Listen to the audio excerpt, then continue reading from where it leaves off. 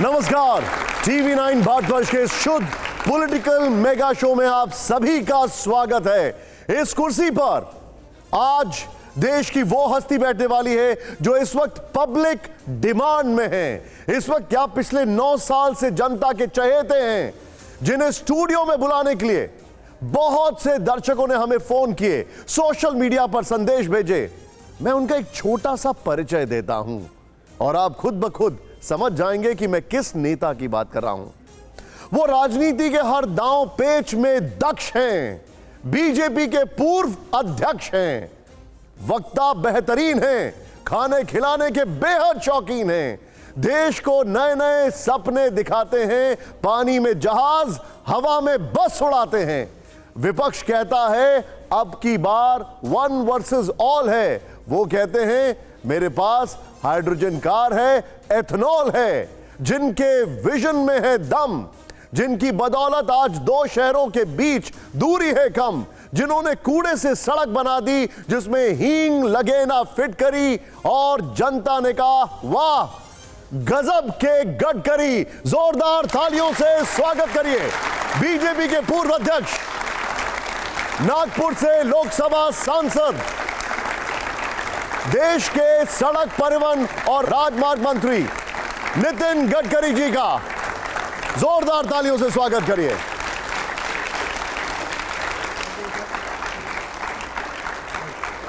गडकरी जी स्वागत है आपका। हमारे 5 एडिटर्स यहां पर हैं, प्लीज बैठिए। Thank you. Nitin ji, flyover man, highway king, गजब के गडकरी, राजनीति में आपको इतने सारे नाम दिए गए हैं।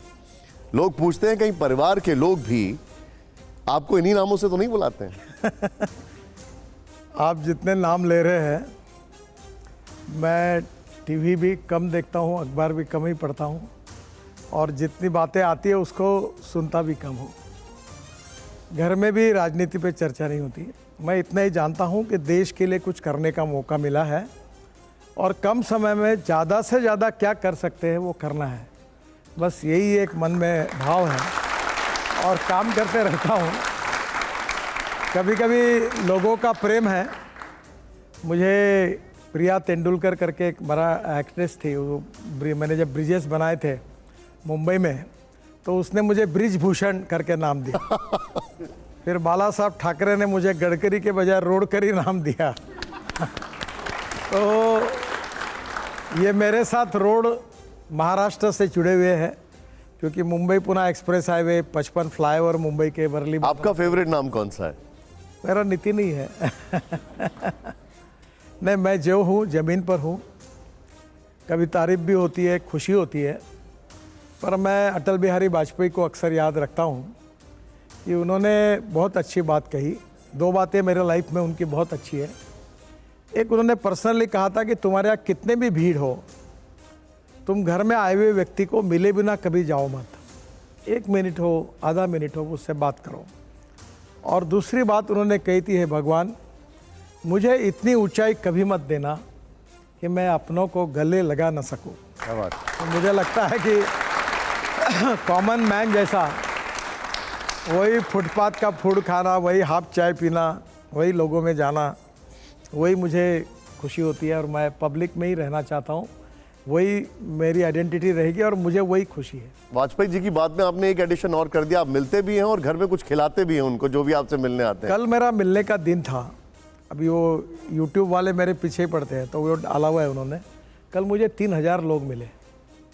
तो पहले मैं बोलता था हाफ चाय सबको पिलाओ, तो 140 लीटर दूध लाया, तो वो भी ख़त्म हो गया। पर मैं 11 बजे से लेकर 3:30-4 तक खाना खाने रहता है, लेट होता हूँ। और मैं आए हुए हर आपते को, दिव्यांग आते हैं, महिला आती है, सब धर्म के लोग आते हैं, सब पार्टी के लोग आते हैं। मैं सबकी बात सुनता हूँ, जो होने लायक होगा उनको बताता हूँ कि इसमें मदद करूँगा। एक आधा काम नहीं होने लायक होता है तो उनको बताता हूँ ये संभव नहीं है। तो ये मेरे लिए पब्लिक लाइफ में मैं मानता हूँ कि politics is a instrument of socio economic reform. ये जो राजनीति आप देख रहे हैं, ये सत्ता कारण है। राजकारण का अर्थ है समाज कारण, राष्ट्र कारण और विकास कारण। राजनीति का अर्थ है लोक नीति, बृहत्त राजनीति या धर्म नीति। और politics is the instrument of socio economic reform. ये मेरा कन्विक्शन है और इसलिए मैं 80% काम किसानों में और सेवा करने में और लोगों के ऑपरेशंस करने में ही खर्चा करता हूँ। आपको आश्चर्य लगेगा, मुझे 6 डिलीट मिली है और 7वीं और अनाउंस हुई है। तो 6 डिलीट जो मिली है उसमें से 4 मुझे एग्रीकल्चर साइंस में मिली है और 2 जो है वो SBM यूनिवर्सिटी और गलगोटिया की मिली है। पर आपको आश्चर्य लगेगा, मैं इतना होशियार नहीं हूँ। मैं 75 साल में HSC में था और जब मैं HSC में था तो मुझे उस साल इमरजेंसी आई, तो मैं इमरजेंसी के खिलाफ लड़ना शुरू कर दिया मैंने। तो मेरा अध्ययन नहीं हुआ ठीक से, तो जब एग्ज़ाम हुई तो मुझे 52% मार्क मिले एग्रीगेट और साइंस ग्रुप में 49.26% मिले और आज 7 वर्ल्ड रिकॉर्ड मेरे डिपार्टमेंट ने किए हैं। लोग मुझे इंजीनियर है ऐसा समझते, बहुत विद्वान समझते हैं, पर आई वॉज डिस्क्वालीफाइड। मैं इंजीनियरिंग के एडमिशन के लिए डिस्क्वालीफाई हुआ था क्योंकि मुझे साइंस ग्रुप में 50% मार्क नहीं मिले थे और इसी कारण मैं इंजीनियरिंग में नहीं 42 मिले तब ये हाल है, अगर ज़्यादा मिले होते तो क्या होता। लेकिन मैं आपसे अब एक सवाल पूछता हूँ, ये मुझे एक बात बताइए। अभी हम आपके डिपार्टमेंट पर आएंगे और हम आएंगे, थोड़े से पॉलिटिकल सवाल भी आपसे करेंगे, लेकिन आपने एक सोशियो इकोनॉमिक रिफॉर्म की बात की। हमने देश में देखा एक बहुत मेगा आयोजन जिसने जियो पॉलिटिकल रिफॉर्म की ओर काफी आगे बढ़ाया देश को। मैं बात कर रहा हूं G20 की। G20 से क्या मैसेज गया है और किसको मैसेज गया है, डोमेस्टिकली या इंटरनेशनली? देखिए, भारत अब सबसे fastest growing economy in the world है। भारत को हम लोग वर्ल्ड में अब इकोनॉमिक प्रोग्रेस में 3रे नंबर पर ले जाना प्रधानमंत्री का मिशन है और G20 का ये कार्यक्रम पिछले 75 साल के इतिहास में हमारी सरकार के लिए, प्रधानमंत्री मोदी जी के लिए एक बहुत बड़ी अचीवमेंट है।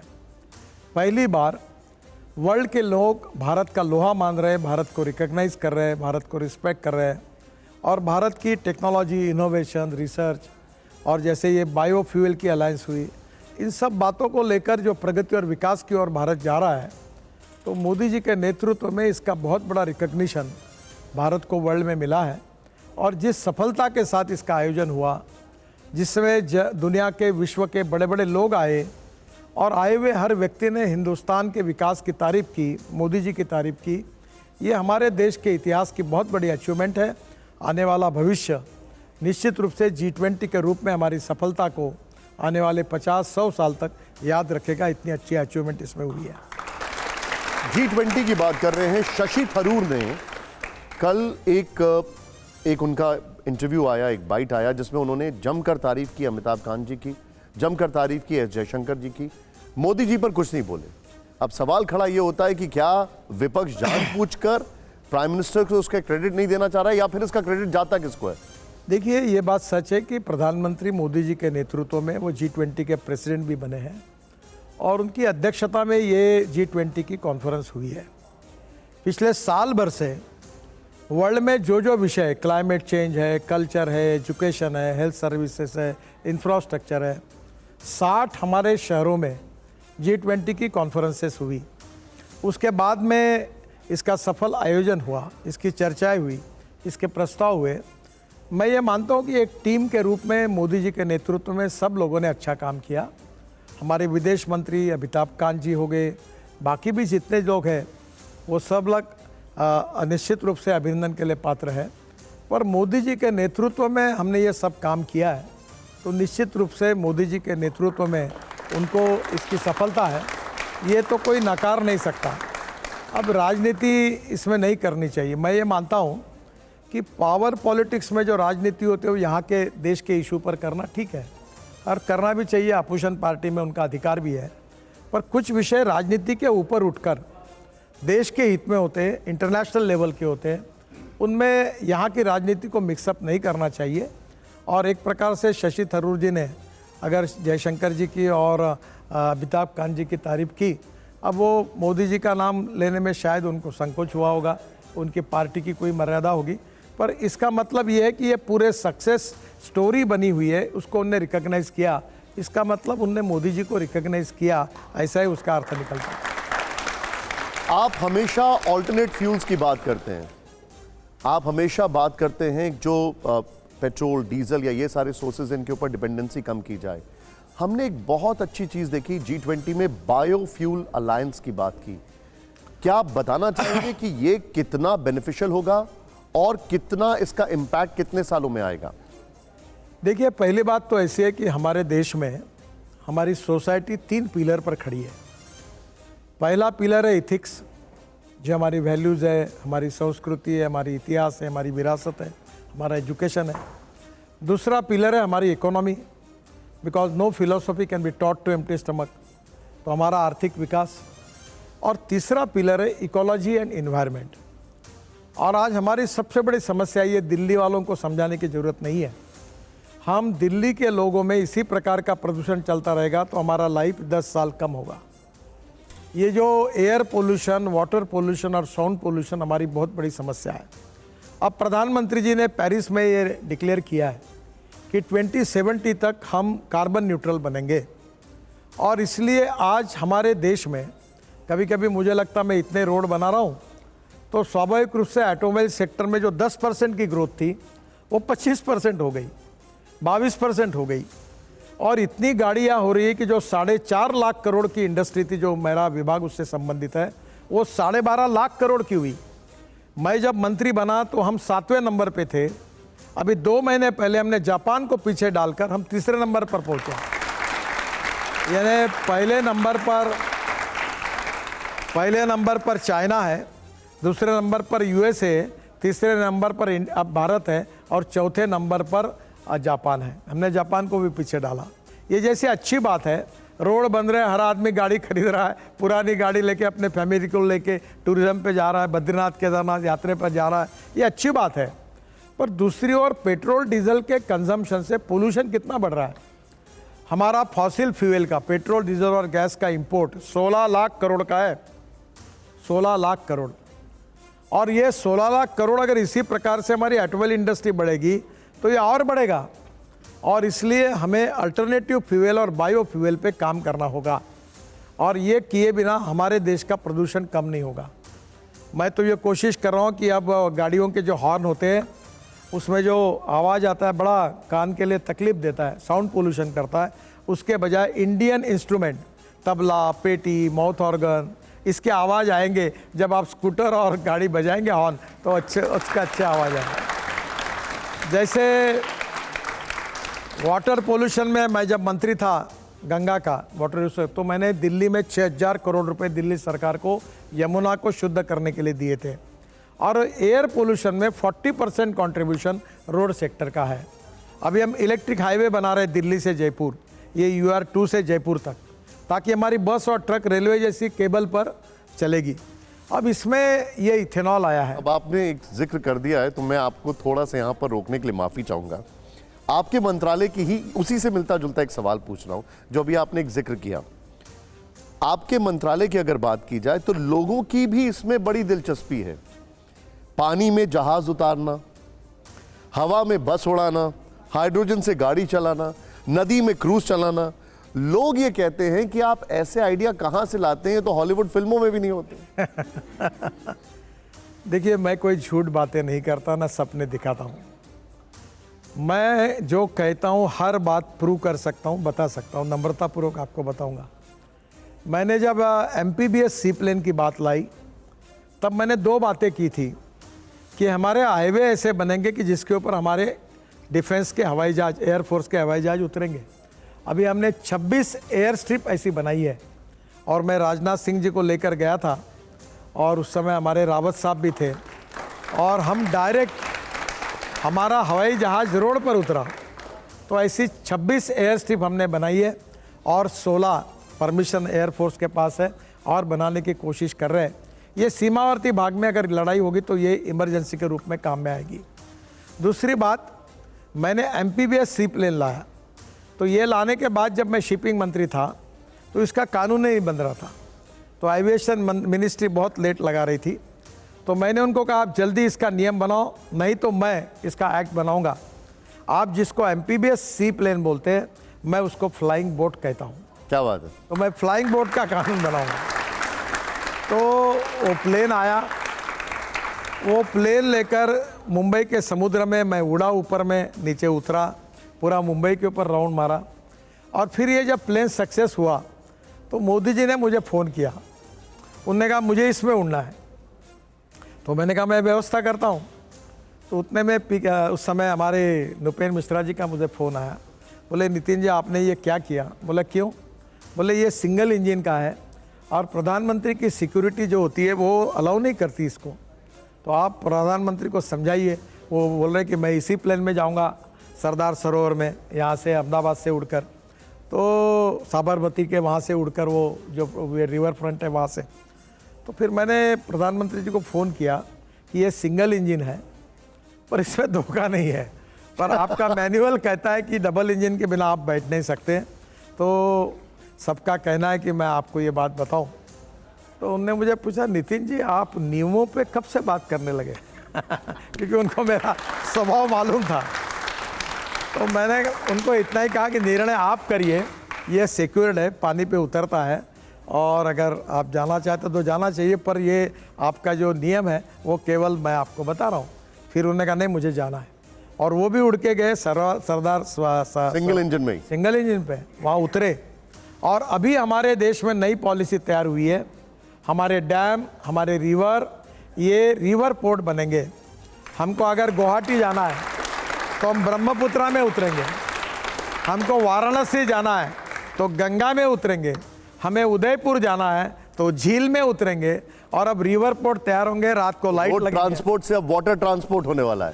सर अभी ये टूरिज्म बढ़ाएगा, रोजगार नए निर्माण करेगा। ये एमपीबीएस सी प्लेन है जो एयर स्ट्रिप पे उतरेगा, पानी पे वहाँ से ऊपर जाएगा, पानी पे उतरेगा, पानी से ऊपर आएगा, एयर स्ट्रिप पे उतरेगा, पानी से पानी पर या पानी से एयर स्ट्रिप पर, एयर स्ट्रिप से पानी पर, पानी से एयर स्ट्रिप पर। अब वो दिन दूर नहीं है। आपको सपनों का सौदागर कहते हैं आप जब ऐसी बातें करते हैं। देखो एक बात याद रखो, सपने दिखाना अच्छा होता है और जनता दिखाए हुए सपने पे बहुत खुश होती है, पर दिखाए हुए सपने जब पूरे नहीं होती तो जनता तुम्हारी धुलाई भी करती है, ये बात पक्की है। तो मैं जो आपको बताऊंगा, अभी ये पूरा हुआ है, अभी जल्दी एक कंपनी है, नाम नहीं लूँगा, वो 100 एमपीबीएस सी प्लेन खरीद रहे हैं और भारत सरकार ने इसमें पॉलिसी भी बनाई है और मेरा सपना है कि ये पूरा हो रहा है। यहाँ पर जो बच्चे बैठे हैं ये बहुत जल्दी उन प्लेन्स में सफ़र कर सकते हैं? अब वो डिपार्टमेंट मेरे पास नहीं है, पर सब बातें क्लियर हुई है, नीतियाँ भी तय हुई है और जल्दी ये शुरू हो, ऐसी मेरी भी अपेक्षा है और कोशिश है। दूसरी जो आपने हवा में उड़ने वाली बात कही, तो मैं अभी ropeway, cable car, funicular railway 260 proposal कर रहा हूँ और प्रधानमंत्री जी ने इसका काम मुझे दिया है। बद्रीनाथ, केदारनाथ वहाँ भी बना रहा हूँ, अनेक राज्यों में बना रहा हूँ। तो बंगलोर में विशेष रूप से बहुत ट्रैफिक जाम होता है, तो वहाँ एक अध्ययन कर रहे हैं कि डबल डेकर बस ये हवा में उड़ के जाएगी। तो ये एक केबल कार ही है, डबल डेकर बस है और इसका मेरे पास चित्र भी है। ये वर्ल्ड में 2 कंपनियाँ हैं, डॉफलमेयर और प्यूमा। तो ये मैं अभी ऑस्ट्रिया में इसके कॉन्फ्रेंस में भी गया था।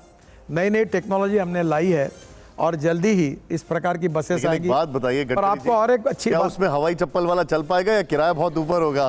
सस्ता होगा। अच्छा ठीक, ये तो बहुत देखो आप पहाड़ पर चढ़ोगे, जैसे पहाड़ पर चढ़ोगे तो चढ़ते जाते 3 घंटे लगेंगे। आप वो जो फेनिकुलर रेलवे वो लग कर पहाड़ पे जाएगी तो आप 10 मिनट में पहुंच जाओगे।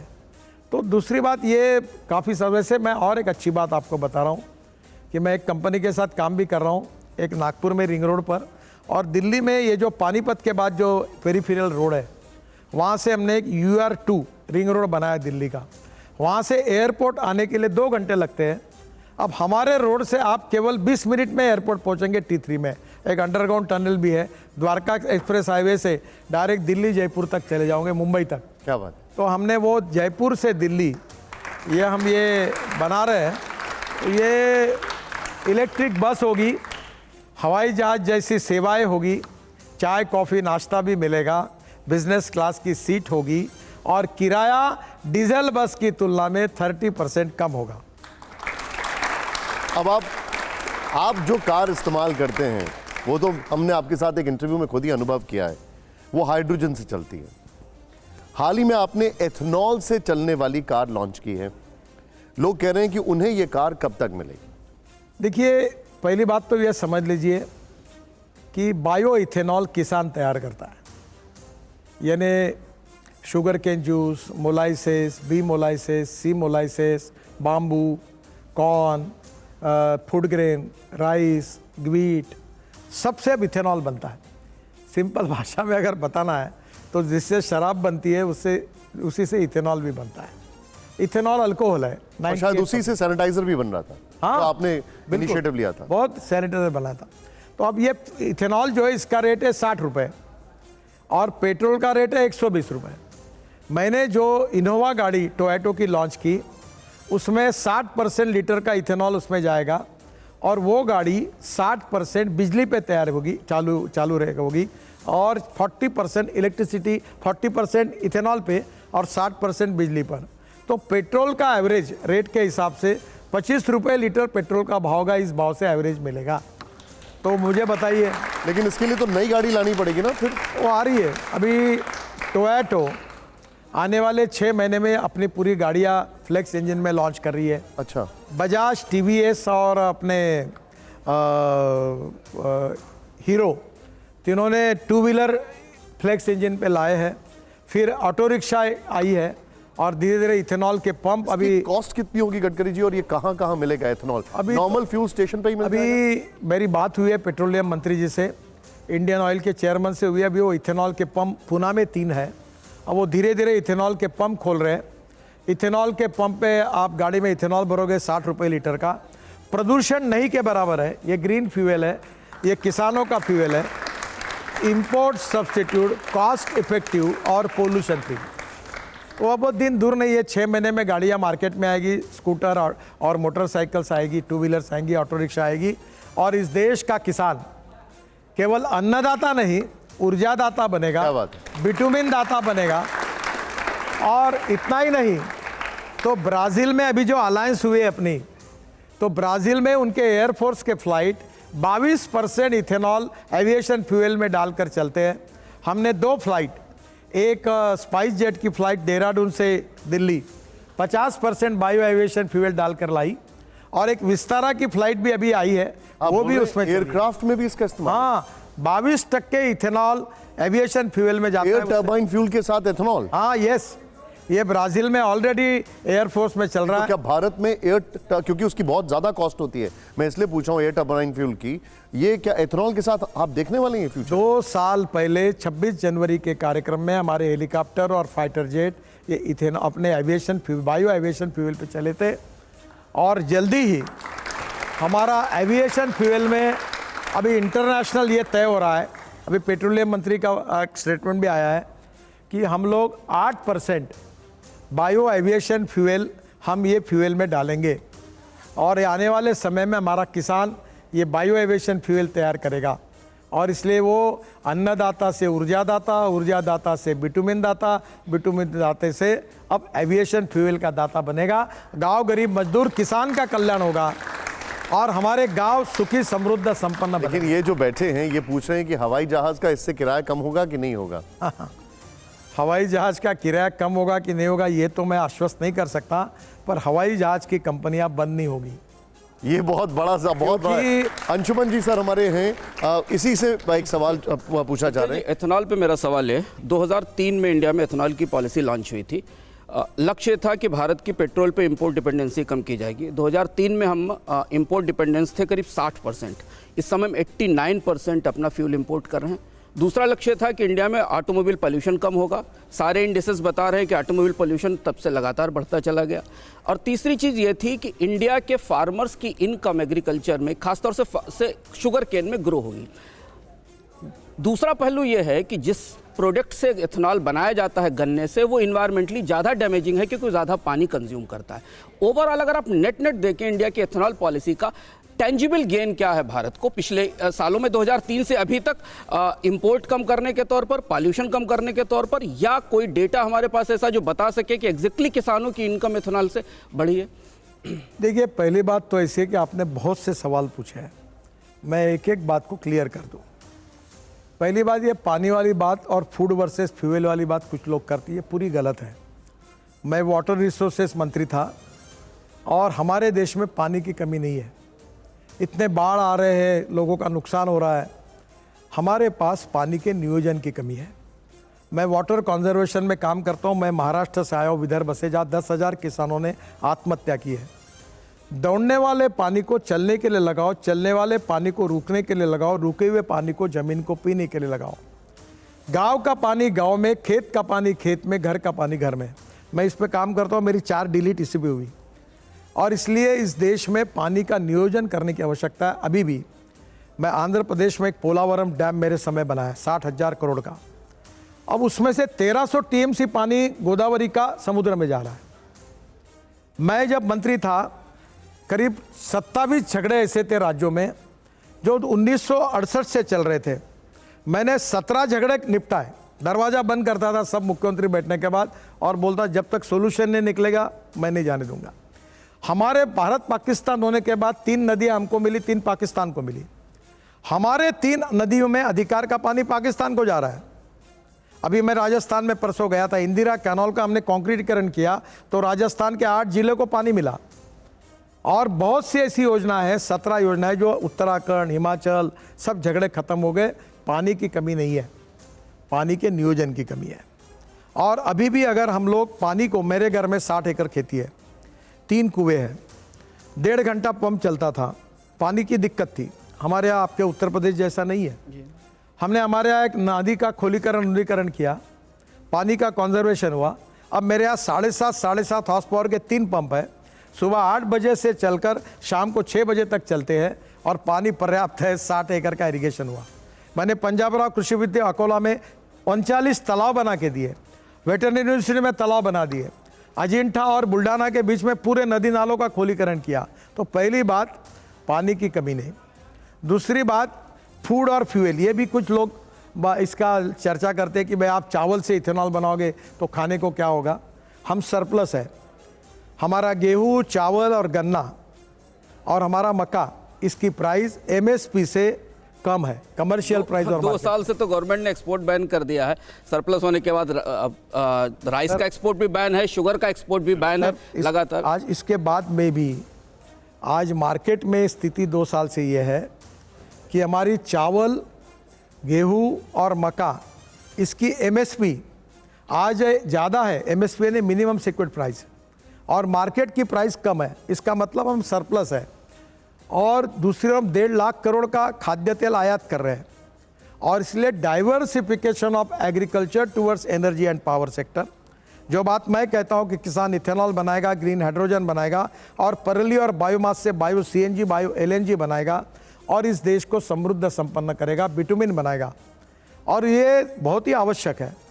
और इसलिए आज देश में आपको एक बात बताता हूँ, जो उत्तर प्रदेश के वो समझ ले, अगर इथेनॉल नहीं आता तो ये जो चीनी मिलें हैं इसमें से 70% बंद पड़ जाती और किसान को गन्ने के भाव तक भी नहीं मिलते। आज किसान को गन्ने के भाव मिले, पैसा मिला, इसका कारण यही है कि आज इथेनॉल है। भारत सरकार का 40,000 करोड़ का फायदा हुआ है इथेनॉल तैयार होने से जी, क्योंकि जो क्रूड ऑयल के रेट थे उसके तुलना में फ़ायदा हुआ है। फिर भी ये इकोनॉमी बहुत छोटी है। ये आप जो कह रही है बिल्कुल सही है कि एक तरफ हमारा फॉसिल फ्यूल का कंजम्पशन बढ़ रहा, रोड अच्छे बन रहे हैं, ऑटोमोबाइल का 20-22% ग्रोथ हो रहा है। दूसरी ओर हमारा इंपोर्ट फॉसिल फ्यूल का 89% चला गया है। और इसका कारण बायो फ्यूल का, अल्टरनेटिव फ्यूल, इलेक्ट्रिक का हमको जिस गति से बढ़ाना चाहिए वो और गति बढ़ाए बिना उपाय नहीं है। आप कह रहे हो वो सही है।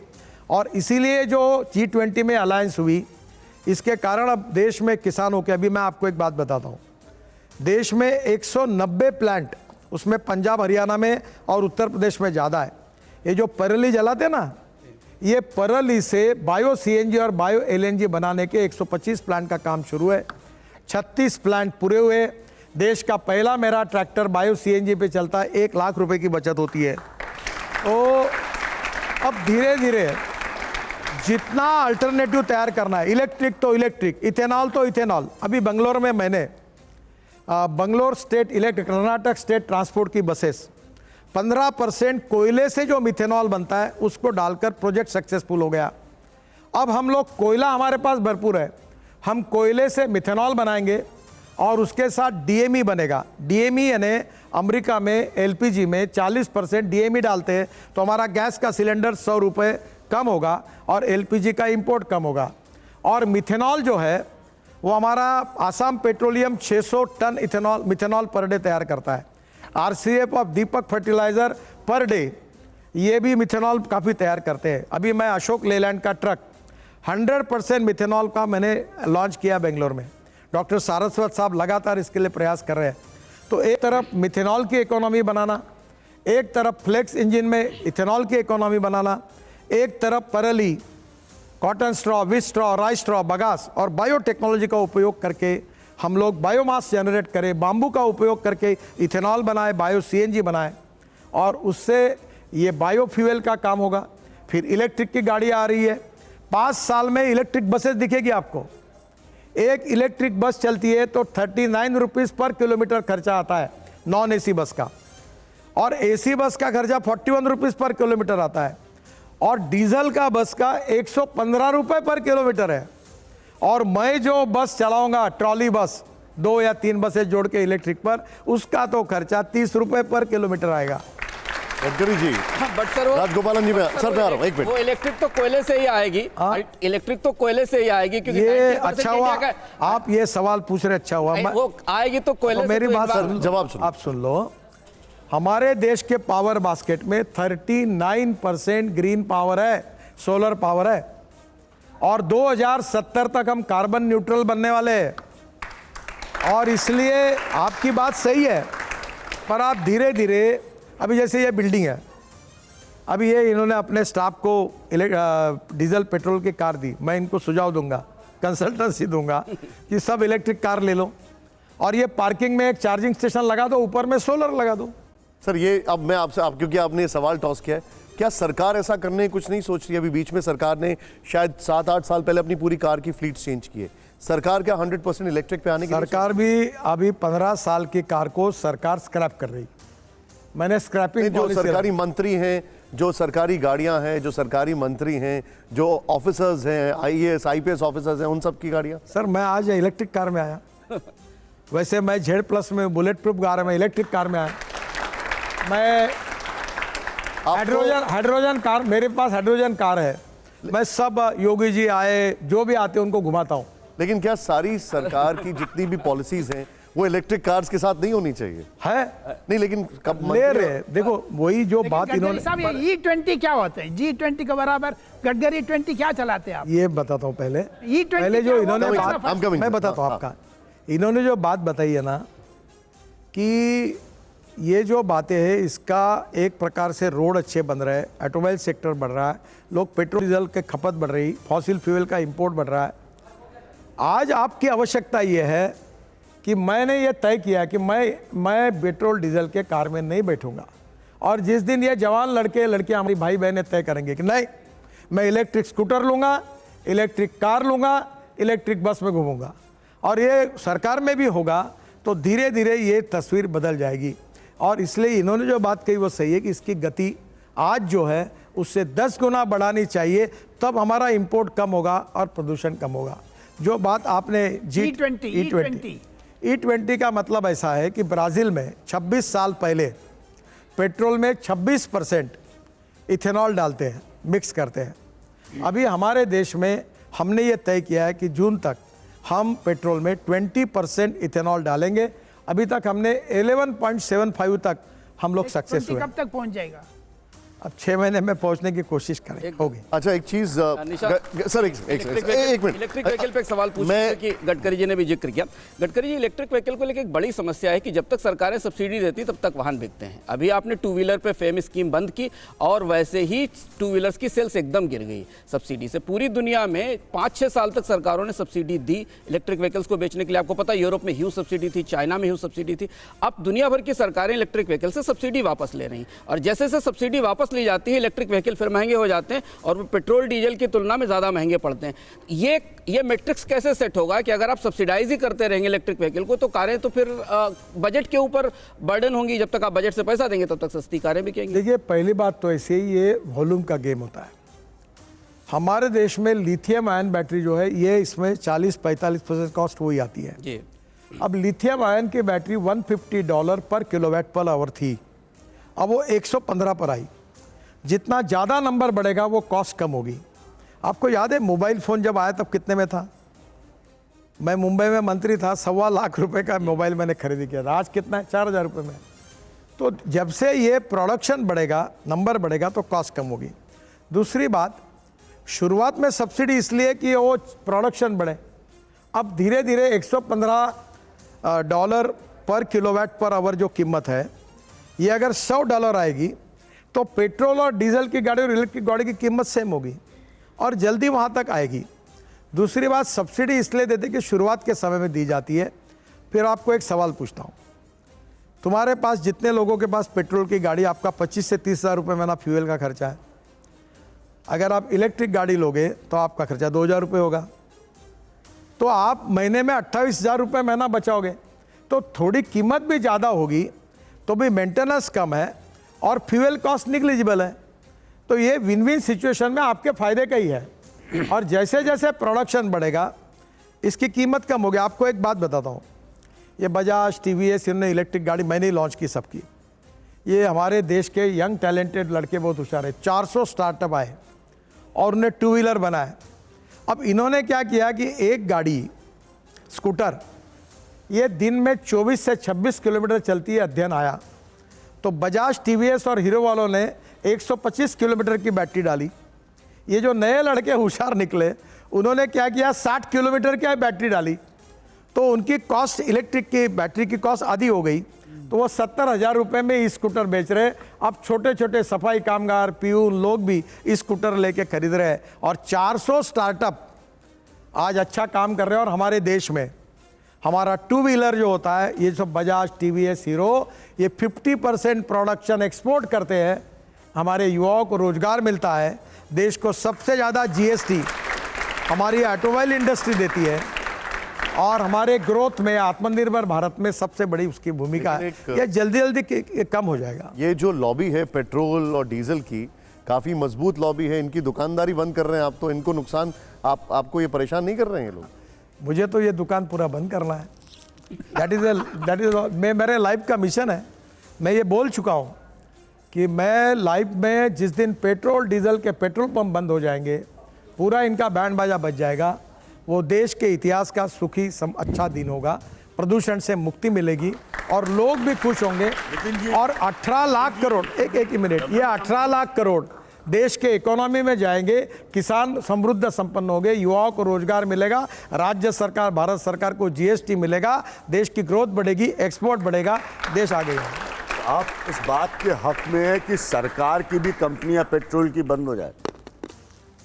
नहीं, स्पष्टता बोलिए। सरकार की भी कंपनियां पेट्रोल जो बेचती हैं, अभी भी उस पर बहुत बड़ा वर्ग डिपेंडेंट है और आप अच्छी तरह से जानते हैं, वो बंद हो जाए। आपको मालूम है सरकारी कंपनियां पेट्रोल इंपोर्ट करती है? हाँ, वो तो जानते हैं। क्या इंपोर्ट बंद नहीं होना चाहिए? क्या देश का प्रदूषण कम नहीं होना चाहिए?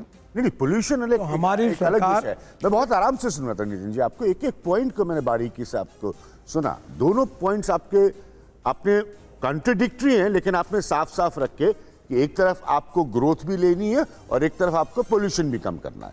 मुश्किल है। टैंजिबल ग्रोथ जो होती है, सस्टेनेबल ग्रोथ, वो अलग चीज। थोड़ा जवाब दे देता हूँ। जी हाँ, बोलिए। बायो CNG, बायो LNG के पंप होंगे। इंडियन ऑयल, भारत पेट्रोलियम उसको बेचेगी। इथेनॉल के पंप होंगे, इथेनॉल बेचेगी। मिथेनॉल के पंप होंगे, मिथेनॉल बेचेंगी। अभी एक ब्लू एनर्जी करके कंपनी है, मैंने एक ट्रक लॉन्च किया झारखंड में, पुणे के पास। वो एक इसमें LNG पर 1600 किलोमीटर जाता है और डीजल की तुलना में 50% लगते हैं। अब टाटा, आइशर और लेलैंड ने भी LNG के ट्रक लॉन्च किए। देखो, transformation of technology is obvious और वर्ल्ड के साथ हमको दौड़ना है। और हमारी IIT, इंजीनियरिंग कॉलेज, हमारे स्टार्टअप रिसर्च कर रहे हैं आने वाले समय में green hydrogen is the futuristic fuel. Futuristic planning क्या है ट्रांसपोर्ट सेक्टर का? Green hydrogen. ये जो गंदा पानी है, जो सीवेज वाटर है, इससे बनाकर कचरे से हाइड्रोजन बनाएंगे। तो फिर ये Indian oil, Bharat petroleum hydrogen के पंप डालेंगी, इथेनॉल के पंप डालेगी, ये मिथेनॉल के पंप डालेंगी और इलेक्ट्रिक का चार्जिंग स्टेशन डालेंगी और कंपनियां रहेगी, पर पेट्रोल डीजल खत्म होगा। आपको लगता है जो बात आप कह रहे हैं ये स्मूथ ट्रांजिशन हो सकता है? देखो, आराम से हो सकता है। मैं समय सीमा नहीं पूछ रहा हूँ, टाइम लिमिट नहीं पूछ रहा हूँ कि 2070 में होगा। कोई भी वादा 2070 का 2023 में करने का कोई मतलब नहीं है, बट मैं सिर्फ ये पूछ रहा हूँ क्या ये ट्रांजिशन हो पाएगा, क्योंकि इसमें लॉबीज इन्वॉल्व है, इसमें गवर्नमेंट्स इन्वॉल्व है। आप सीधे सीधे, बड़ी बात आपने कही है, आपने सीधे सीधे कहा कि आपका सपना है कि इस देश से तेल का बिकाव गाड़ियां चलाने के लिए बंद हो। That's a big statement. पहली बात तो आपका बात बिल्कुल सही है, बहुत कठिन है, बहुत बड़ा चैलेंज है। ट्रांजिशन और आपको एक बात बताता हूँ, जी मेरे 45 साल के राजनीतिक जीवन में जी जो मैंने कहा वो हुआ। आज तक हिंदुस्तान का कोई पत्रकार ऐसा नहीं है जो मुझे अभी नहीं मिला, अगर कोई मिलेगा तो मैं उसको नम्रतापूर्वक आह्वान करूंगा, मैं झूठ नहीं बोलता, कि मैं जो बोल रहा हूँ वो हुआ है। ये बहुत कठिन है, इतना सामान्य नहीं है। जैसे टारगेट, मुझे क्या होता है, कभी कभी टारगेट बड़ा होता है। मैंने कहा मैं 60 किलोमीटर पर डे रोड बनाऊंगा, तो पहले मैं कहता था 40 किलोमीटर बनाऊंगा, तो लोगों ने उसके ऊपर भी हंसी हुई मेरी। अब मैं 38 किलोमीटर पे पहुंचा, तो मैंने कहा टारगेट बड़ा होता है, फिर उसके बाद अचीवमेंट होती है। ये देखिए बहुत कठिन काम है, ये इतना आसान नहीं है। पर अगर वॉर फुटिंग पर पूरा देश एक दिशा में काम करेगा, मेरा एक दुख और दर्द है, मैं बीजेपी का प्रेसिडेंट था तब से ये बात कह रहा था, पर मेरे पार्टी में मेरे पहले सुदर्शन जी करके हमारे यहाँ राष्ट्रीय स्वयंसेवक संघ के सरसंघ चालक थे, वो मैं उनके साथ बैठा था, वो बार बार बोलते थे किसान से क्यों हम इंपोर्ट कर रहे हैं, उनकी बात किसी ने सीरियसली नहीं ली। फिर मैं 20 साल कहता रहा इथेनॉल इथेनॉल, ये सब सुनते रहे, सब मेरे भाषणों में रहता था, एग्रीकल्चर इकोनॉमी, ये वो। आउट ऑफ बॉक्स आइडिया स्वीकारने के लिए लोगों को समय लगता है, और आउट ऑफ बॉक्स आइडिया कठिन होती है, और इसलिए आपने जो सरकार स्वीकार कर लेगी। हाँ? आपकी अपनी सरकार स्वीकार और हमारी सरकार तो मोदी जी और हमारी सरकार वॉर फुटिंग पे काम करेगी। आप बड़े आइडियाज लेके आते हैं, लेकिन उसके लिए फंडामेंटली तो आपको अपनी सरकार ये के विदिन, उसके भीतर भी तो आप बिल्कुल समझिए कि G20 में हमारे इनिशिएटिव से बायोफ्यूल पर अलायंस हुआ, इसका मतलब तो वर्ल्ड ने इसको स्वीकार किया है, तो हमारी सरकार कर रही है। अब मैं आपको बताता हूँ आपकी बात क्यों सही है। मैं बोलता था पानी से हाइड्रोजन निकलेगा, हाइड्रोजन पे गाड़ी चलेगी, फैक्ट्री चलेगी, हम ऊर्जा आयात करने वाले नहीं निर्यात करने वाले देश बनेंगे। तुम्हारी बात छोड़ो, मेरे पत्नी ने एक दिन मुझे खाना खाते हुए कहा था कि तुम, कभी वो बोलती नहीं, वो MSc है, उसने कहा तुम बोलते हो कि पानी से हाइड्रोजन निकलेगा, हाइड्रोजन से गाड़ी चलेगी, हवाई जहाज चलेंगे, शिप चलेंगे, मेरा ही विश्वास नहीं बैठता आपके ऊपर, तो लोगों का कैसे बैठेगा। तो मैंने उस रात को मुझे पता चला कि मेरे और लोगों के बीच में बहुत अंतर है। बेचारे विक्रम किर्लोस्कर, टोयोटा इंडिया के चेयरमैन, उनको मैंने तुरंत फ़ोन किया, हमने कहा विक्रम मुझे हाइड्रोजन की गाड़ी चाहिए। बोले सर कहाँ से लाओ? मैंने बोला वो मुझे मालूम नहीं, मुझे चाहिए, जापान से लाओ, टोयोटा को मैंने बात करूँ वहाँ जापान में, मेरे को गाड़ी चाहिए। हमने आपके साथ उसमें इंटरव्यू भी किया। हाँ, वो गाड़ी मैंने लाई और मैं वो गाड़ी लेके घुमाता हूँ और सब नेताओं को कि हाइड्रोजन फ्यूचर है, पानी से, इलेक्ट्रोलाइजर से हाइड्रोजन बनेगा, बायोमास से हाइड्रोजन बनेगा, म्यूनिसिपल ऑर्गेनिक वेस्ट से हाइड्रोजन बनेगा, फैक्ट्री चलेगी, देश चलेगा, ट्रक चलेगी, बसेस चलेगी, हवाई जहाज चलेगा, और futuristic vision, futuristic technology, futuristic planning, ये करने के लिए हमको जो सोशो इकोनॉमिक रिफॉर्मर होते हैं, हमारे यहाँ दत्तोबंदा ठेंगड़ी जी, एक ही मिनट, वो बहुत बड़े थिंकर थे। वो बोलते थे Nitin, politician thinks from 5 years to 5 years, वो 5 साल का सोचता है। जो सोशो इकोनॉमिक रिफॉर्मर होता है वो सेंचुरी टू सेंचुरी सोचता है। हमको आने वाले समय में पेट्रोल डीजल को हद्दपार करना है और ताकत से भिड़ना है, hydrogen, ethanol, methanol, biodiesel, bio LNG, bio CNG, electric, lithium ion battery, sodium ion, zinc ion, aluminium air technology, जो है सब टेक्नोलॉजी लाएंगे। पर ये डीजल पेट्रोल जो इंपोर्टेड है 89%, जो हमारा खून चूस रहा है इकोनॉमी का, 18 लाख करोड़ हमारे देश के बाहर जा रहे हैं और ऊपर पूरा पोल्यूशन हो रहा है। हम इसको रोकेंगे, आत्मनिर्भर भारत बनेंगे, हमारे देश को स्वावलंबी बनाएंगे। लेकिन ये बहुत बड़ी बात आप कह रहे हैं। मैं एक राजनीतिक सवाल थोड़ा सा पूछना चाहूंगा यहाँ पर। बड़ी इंटरेस्टिंग बात आपने की। अभिज्ञान जी, हम राजनीति पे एक पूरा चंक है, उस पे सवाल पूछेंगे। आपने वाइफ कन्विंस हो गया नहीं है ये सारा बोलने के बाद? हाँ, अभी कन्विंस हुआ नहीं हुआ? मैंने उसको हाइड्रोजन कार में घुमाया ना। नहीं, लेकिन आपके आइडियाज के चक्कर में आपने अपनी ससुराल पर भी बुलडोजर चला दिया था एक बार, वो क्या है जरा बताइए हम लोगों को। ऐसा रोड के बीच में जो आता है, मैं जब ये सोना से दिल्ली मुंबई हाईवे बना तो हमारे जो मंत्री है अपने फाइनेंस के, स्टेट मिनिस्टर है जो अपने गुड़गांव के, तो उनके ससुरे का घर बीच में आता था। वो जो फ्लाईओवर बना है ना सोना जाते समय, तो मैंने उनको फ़ोन किया था कि ये तोड़ना पड़ेगा। तो बोले, तो मैंने बोला मैंने भी मेरे ससुरे का घर तोड़ा था, आप भी तोड़वा, ये तोड़ना ना तोड़ा। तो हमने वो तोड़ा। तो मेरे यहाँ भी ऐसा ही प्रश्न आया, तो मैंने वो जो नई IAS ऑफिसर थी उसको कहा कि चूने की रेशा डालो और हिंदू हो, मुसलमान हो, जैन हो, क्रिश्चियन हो, भाजपा हो, कांग्रेस हो, शिवसेना हो या कोई भी हो, एक रेशा वाड़ो, जितने घर है बुलडोजर लगाओ, तोड़ दो। तोड़ डाल। उसमें आपका घर भी टूट गया था? टूट गया। फिर उसके बाद घर में क्या हुआ था? पत्नी ने इतना ही कहा कि पहले बोल देते तो हम खुद गिरा देते थे, पिताजी तुमने तोड़ा क्या? भैया राजनीति का राजा राजनीतिक अबे राजनीति पे आ रहा हूँ। एक मिनट सर, हिसाब से हमने खुद ही सुना था कि आपने कहा कि कई बार अहंकार भी हो जाता है। वो आपने कुछ कहा था, वो मैं एक बार सुनाना चाहता हूँ, जरा उसको प्ले ऑन करिए जरा यहाँ पर। मैं अपने घर में कॉन्ट्रैक्टर बना था, तो हमारा मिट्टी का घर था बहुत बड़ा, तो मैंने आर्किटेक्ट को निकाल दिया और मुझे उस समय मैंने मुंबई में फ्लाईओवर्स और एक्सप्रेस हाईवे और वर्ली बांद्रा सीलिंग बनाया था, तो मुझे भी अहंकार हो गया कि मुझे सब समझने लगा है। और मैंने अपने मन से घर का डिज़ाइन किया और बाद में मेरे बेडरूम में पलंग के सामने पिलर आ गया। तब मेरे ध्यान में आया कि मैंने आर्किटेक्ट की सलाह मानती तो ठीक होता, मैंने गलती की। मैंने ये कहा था कि जब मैंने मुंबई पुणे एक्सप्रेस हाईवे बनाया, वर्ली बांद्रा सीलिंग बनाया, 55 फ्लाईओवर बनाया, तो नागपुर में हमारा पुराना घर है, उसका नाम है गडकरी वाड़ा। वाड़ा मीन्स मराठी में कहते हैं, और राजवाड़ा तो जैसे गडकरी वाड़ा। तो उस समय मुझे लगा मैंने इतने फ्लाईओवर बनाए, ये बनाया, मुझे सब समझता है। तो मैंने घर गिराया तो एक आर्किटेक्ट ने नक्शा निकाला था। मैंने इसको क्या समझता है, मैं काम करूँगा। फिर मैं ये बात इसलिए कही कि पत्रकार ही पत्रकार का काम कर सकता है, नेता नहीं कर सकता।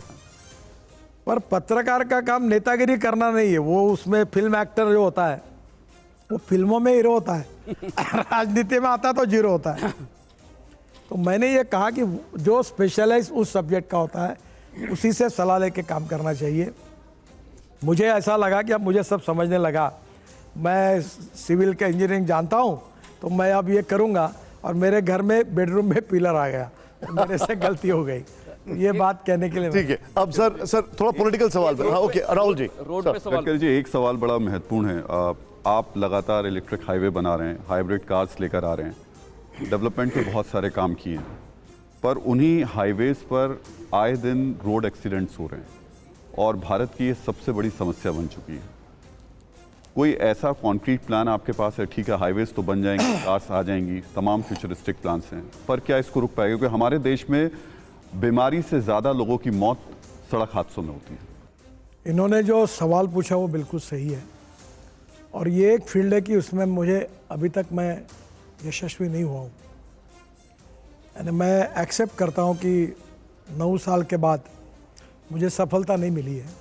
मैं लगातार बहुत कोशिश कर रहा हूँ पर नहीं मिली है। हमारे देश में 5 लाख एक्सीडेंट होते, 1.5 लाख मौतें हो जाती है, और 18 से 34 यंग लड़के 60% मर रहे हैं। कोई दंगे में, कोई लड़ाई में, आतंकवाद कहीं नहीं मरते, इतने ज़्यादा इसमें मर रहे हैं। देश का 3% जीडीपी का नुकसान होता है। इसमें 4 कारण हैं। एक रोड इंजीनियरिंग और ऑटोमोबाइल इंजीनियरिंग। ऑटोमोबाइल इंजीनियरिंग में हमने वो एयर बैग्स, स्टार रेटिंग इतना सुधार दिया है कि अब काफ़ी प्रोटेक्शन लाया है। रोड इंजीनियरिंग में हमने डिज़ाइंस बदल दिए, फ्लाईओवर्स बना रहे तो हैं। शायद भारत की अपनी 5 स्टार रेटिंग्स वगैरह भी आने लग गई शायद। स्टार रेटिंग पे अभी गाड़ियाँ आएगी, तो वो भी हमने चालू कर दिया। ये ऑटोमोबाइल इंजीनियरिंग और रोड इंजीनियरिंग के बाद इम्पॉर्टेंट है एजुकेशन एंड इन्फोर्समेंट। हमने नया मोटर व्हीकल एक्ट लाया, कैमरे लगाए। प्रॉब्लम क्या है कि एजुकेशन में लोगों को पढ़ाना, और इमरजेंसी है 5वां मुद्दा है। जहाँ एक्सीडेंट होता है तो हम 670 रोड साइड एमिनिटीज़ बना रहे, वहाँ हेलीपोर्ट बना रहे ताकि एक्सीडेंट हुआ तो उसको उठा के ले जाएंगे। और ये सब करने के बाद भी सबसे बड़ा प्रॉब्लम है कि ह्यूमन बिहेवियर, जैसे मोबाइल रखकर गाड़ी नहीं चलानी चाहिए, एब्सोल्युटली, स्कूटर चलाना है तो हेलमेट पहनना चाहिए, एब्सोल्युटली। रेड सिग्नल है तो रुकना चाहिए। अभी ये दिल्ली मेरठ हाईवे पर आज मैं आया उसी हाईवे से, एक दिन एक स्कूल बस, अभी एक आध महीने पहले की बिल्कुल ठीक कह रहे हैं आप। और एक वहाँ से गाड़ी आ रही थी एसयूवी, ये स्कूल बस रॉन्ग साइड जा रही थी। हाँ, एक्सीडेंट हो गया, 6 लोग मर गए। एसयूवी के लोग। हाँ, ये इतने बड़े प्रमाण पर है। जब तक लोगों को कानून के प्रति डर भी नहीं और सम्मान भी नहीं, वन वे जाना, रेड सिग्नल का फॉलोअप नहीं करना, हेलमेट नहीं पहनना, गाड़ी चलाते हुए मोबाइल पर बात करना। अभी ड्राइविंग लाइसेंस के बारे में ऐसा था, अब हमने 17 डिजिटल किया है। अभी कोई ड्राइविंग लाइसेंस मैनेज नहीं कर सकता। पहले तो कोई आरटीओ में जाता ही नहीं था। दुनिया में भारत ऐसा देश है जहां आसानी से ड्राइविंग लाइसेंस मिल जाता था। तो अब धीरे धीरे इसमें काफ़ी सुधार किया है, पर जब तक ह्यूमन बिहेवियर नहीं बदलेगा जी, तब तक ये नहीं हो पाएगा। एक हाईवे पे सर मैं अभी अंशुमन जी, 1 मिनट। राजेश जी, हाँ, कमिंग टू। मैं बहुत देर से इंतज़ार कर रहा हूँ गडकरी साहब।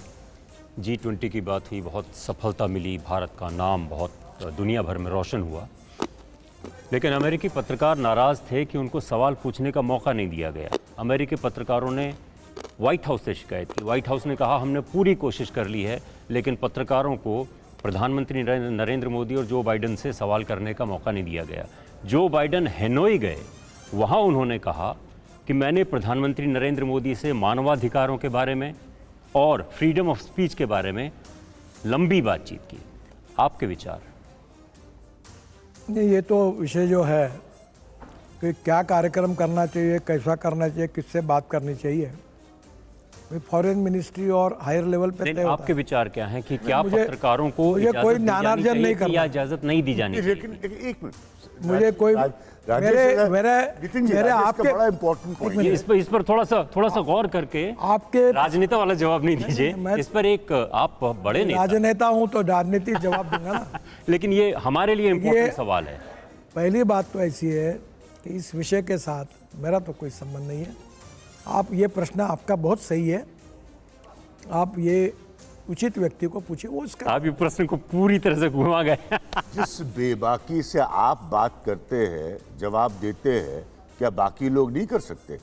क्या दिक्कत है उसमें? प्रेस कॉन्फ्रेंस करने में समस्या क्या मैंने है? देखिए, आप इस प्रोग्राम में आए, हम 5 एडिटर्स बैठे, ऑडियंस है, एक सीनियर एंकर है, हम सब सवाल पूछ रहे हैं, आप इत्मीनान से जवाब दे रहे हैं।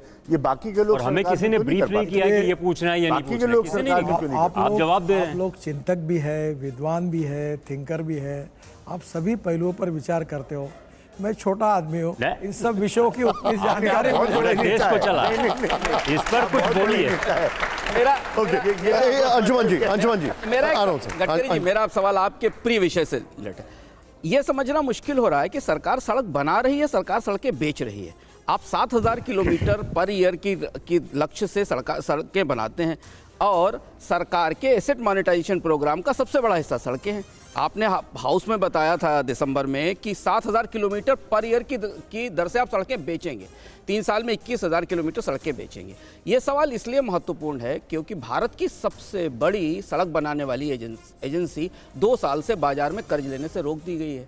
उसको मार्केट में बारोइंग नहीं करने दिया गया, और NHAI का बारोइंग 2004 से 2014 के बीच में 3-4 जीडीपी का 3.4% हो गया है। रोड सेक्टर के अंदर दरअसल हो क्या रहा है? सड़कें बन रही हैं, सड़कें बिक रही हैं। आपने अच्छा किया ये प्रश्न पूछा। पहली बात, जो NHAI मेरे डिपार्टमेंट के अधीन है उसका AAA रेटिंग है, और हमारा अभी टोल का इनकम 43,000 करोड़ है साल का, जो 24 एंड में 1,40,000 करोड़ होगा। दूसरी बात ऐसी है कि एक बात कहीं भी वर्ल्ड में, if you want good services you have to pay for it. मैं बहुत बार ये टीवी के प्रोग्राम में जाता हूँ और ये सवाल मुझे पूछते हैं, तो ताज मानसिंह और ताज पैलेस में पूछते, तो मैं बोलता हूँ यहाँ क्यों कार्यक्रम लिया? आपको ऑप्शन था, रामलीला मैदान पे बैठते अपने 2 माइक लगाते, कैमरा लगाते और कार्यक्रम करते। और आप जब यहाँ आते हो तो यू हैव टू पे the price for it. Second thing, Mumbai से पूना जाने के लिए 9 घंटे लगते थे, अब 2 घंटे में जाते हैं, तो 7 घंटे पेट्रोल बचता है, डीजल बचता है, समय बचता है, तो कॉस्ट बचती है। अभी दिल्ली से मुंबई जाने के लिए एक ट्रक को 54 घंटे लगते थे, अब 20 घंटे में जाएगा। तो महीने में 3 या 4 ट्रिप मारने के बजाय 8 से 10 ट्रिप मारेगा, डीजल भी बचेगा। तो आज ऐसा है कि हम लोग, मेरे पास तो कोई पैसे का प्रॉब्लम नहीं, और आपको पता मेरी बैलेंस शीट बहुत अच्छी है। कर्ज क्यों नहीं लेने दिया? सुन लीजिए आप, मैं अभी कैपिटल मार्केट में गया था इनविट मॉडल में जी, और ये आपने बहुत अच्छा किया ये प्रश्न पूछा। जिनको फाइनेंस नहीं समझता वो इस प्रकार की चर्चा करते हैं। मैं जिस पर खड़ा हूँ, मेरे एसेट इतने बड़े हैं कि मुझे कोई कर्जे के लायबिलिटी नहीं, मैं AAA रेटिंग में हूँ। दूसरी बात, मैं जब इनविट मॉडल में गया तो मॉडल में हमने मुंबई स्टॉक एक्सचेंज में बॉन्ड इशू सब्सक्राइब किया जी। 7 दिन का टाइम था, 800 करोड़। मुझे 7 घंटे में 7 टाइम्स ओवर सब्सक्राइब हुआ, इतना पैसा लोगों ने दिया। और आप कोई कॉन्ट्रैक्टर की बात करें, उसका नाम मुझे मालूम नहीं, मेरे पास बड़े बड़े इंश्योरेंस फंड, पेंशन फंड, दुनिया के लोग आते हैं और लाइन लगा के खड़े कि हम आपको पैसा देना चाहते हैं। और मैं आपको बताता हूँ, नम्रतापूर्वक उनको बताता हूँ, पहले मैं 4 बातें बता रहा हूँ, आप देखो आपको पड़ता है क्या, फिर आगे जाएंगे। मैंने बोला डॉलर रुपीस का फ्लक्चुएशन मैं नहीं करूँगा, मुझे रुपए में चाहिए पैसे। दूसरी बात, गवर्नमेंट गारंटी दूंगा नहीं, NHAI के ऊपर दूंगा। और तीसरी बात, ये 2 बातें मान्य होगी तो आगे चर्चा करिए, नहीं तो चाय पीजिए, हमें कोई पैसे की कमी। आपके नहीं सर, अभी अपनी काउंटर नहीं, काउंटर नहीं, आपको एक बात बताता हो गया। आप भूल जाओ, मैं हर रोड को नहीं बेचता, मैं टोल राइट को बेचता हूँ। मैं 3000 करोड़ का रोड बनाता हूँ EPC में, EPC, हाइब्रिड एन्युटी, BOT, ये PPP मॉडल में बनाता हूँ। आपके मंत्रालय का और सर एक छोटा सा बात है, शो 2000 करोड़ रोड बनाता हूँ। फिर आप दूसरा सवाल मुझे पूछोगे, मुझे पूछना नहीं, क्योंकि मैं सच उत्तर दे रहा हूँ उसका। मैं 2000 करोड़ का रोड बनाता हूँ और 3000 करोड़ में बेचता हूँ 15 साल के राइट। 1000 करोड़ फायदा होता है। लेकिन अब मेरा बस केवल यही एक सवाल है, अंशुमन जी, छोटा अब आप क्या करोगे? देखो आप आदर रखते हो, बताओ, आप डबल ढोलकी वाले हो, आप दोनों बाजू से बजाते हो। अब फिर आप पूछोगे मिस्टर गडकरी, आप रोड कमा कर पैसे कमा रहे हो क्या? अब मेरा बात गडकरी जी, आपके मंत्रालय का दावा है, ये सवाल नहीं पूछूंगा मैं। एक second sir, Chennai Bengaluru highway क्यों डिले हो रहा है? आपने इसको जवाब दे दिया मुझे। सर कोई डिले नहीं हुआ, समय पे चल रहा है। मैं 4 दिन पहले चेन्नई गया था और मैंने डिक्लेयर किया है कि इस अगले साल जनवरी महीने में चेन्नई से बेंगलोर हाईवे पूरा होगा और चेन्नई से बेंगलोर 2 घंटे में पहुंचेंगे, 2 घंटे में। अब आपके मंत्रालय की अगर बात की जाए तो आपके मंत्रालय का यह दावा है कि द्वारका एक्सप्रेसवे उसको बनाने में 12% जो है वो बचत की आप लोगों ने, लेकिन CAG की रिपोर्ट में कहा गया कि इस एक्सप्रेसवे में करीब 18.2 करोड़ रुपए प्रति किलोमीटर की लागत का अनुमान था, जिसे बढ़ाकर 251 करोड़ रुपए प्रति किलोमीटर कर दिया गया। विपक्ष जो है इसे घोटाला बता रहा है। सर इसके बड़ा गंभीर सवाल है, इस पर आपका क्या टेक है?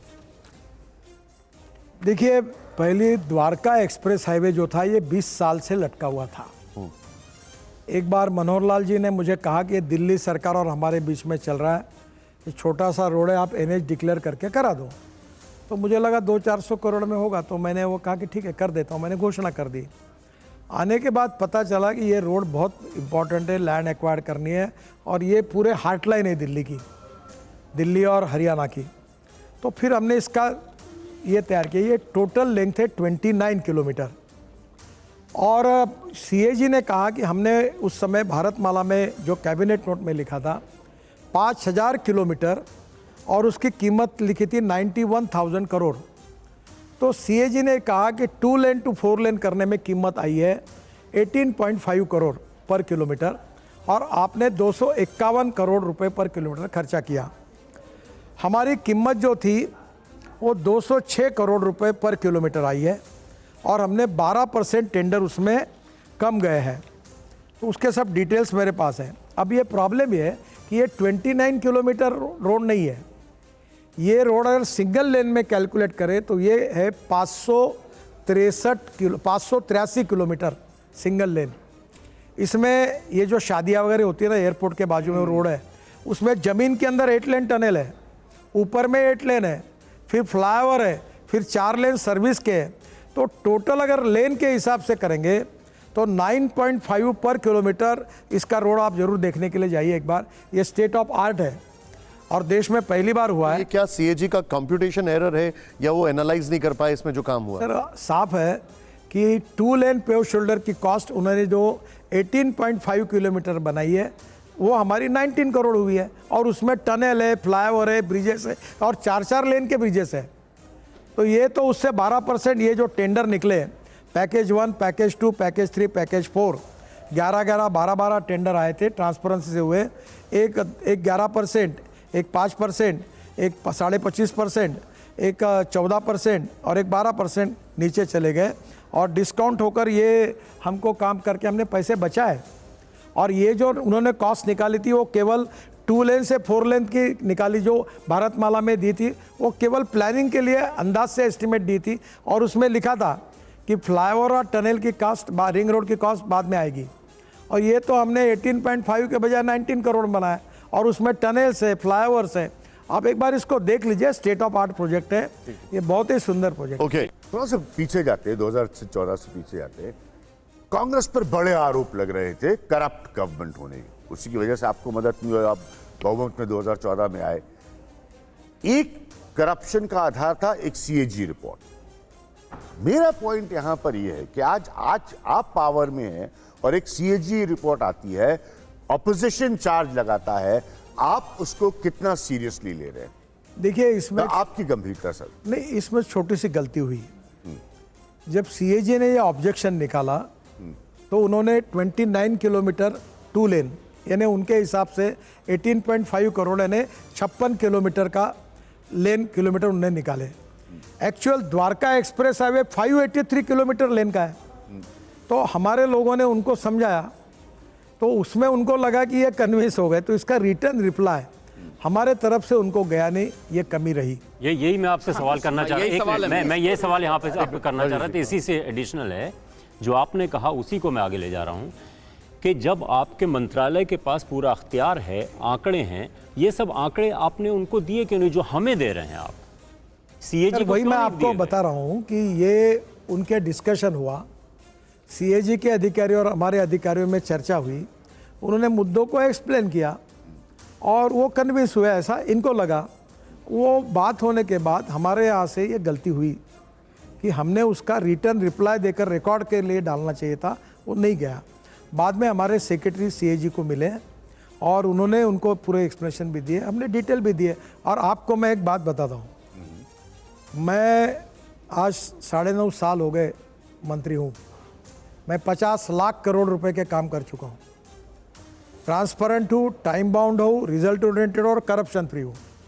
और दुनिया भर के कॉन्ट्रैक्टर ने मुझे काम की, कोई कॉन्ट्रैक्टर को कोई काम के लिए मेरे पास आना नहीं पड़ा। मैं आप 5 प्रमुख लोगों को बोलता हूँ, आपके कान में भी कोई बोलता है कि एक काम के लिए मुझे मंत्री जी के पास जाना पड़ा, तब हुआ, वो पैसे देने पड़े, तो मैं हार जाऊँगा। आप जो बोले वो सज़ा भुगतने के लिए तैयार हूँ। हमने कोई भी काम में करप्शन नहीं है, ट्रांसपेरेंट है, क्वालिटी के बारे में पक्के हैं और मैं खुली चुनौती देता हूँ, मैं बिल्कुल खुली चुनौती देता हूँ। आप बोलने के बाद अपोजिशन कम हो गया क्या? ये आप बोलने के बाद अपोजिशन क्यों चिल्ला रहे नहीं है अभी? आप कन्विंस किया अपोजिशन का?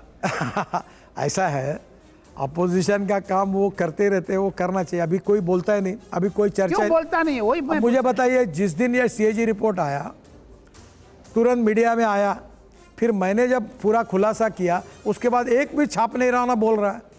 क्यों नहीं बोल रहा फिर मीडिया वाले?